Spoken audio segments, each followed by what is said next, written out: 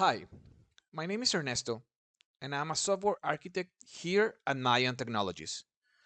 Today, I'm going to show you a quick tip on how to see the field help in the new Kinetic UI.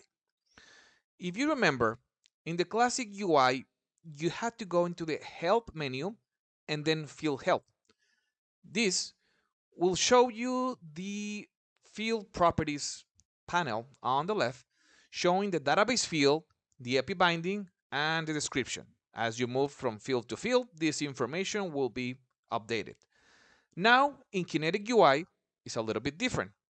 First, you will have to be on the actual application UI. In this case, as you can notice, I am in the sales order Kinetic UI. There is no overflow menu with help, but the field help is located in a slightly different position. You need to go into the question mark icon on the left, right here at the bottom. Once you click on that, you will see the Epicor help and you will see a help and support center button right here. Once you click on that, you have to tick the first checkbox, which says display field level help. Once you check on that, you will notice that a question mark now appears next to the field. Once you click on that field, it will now show the field help.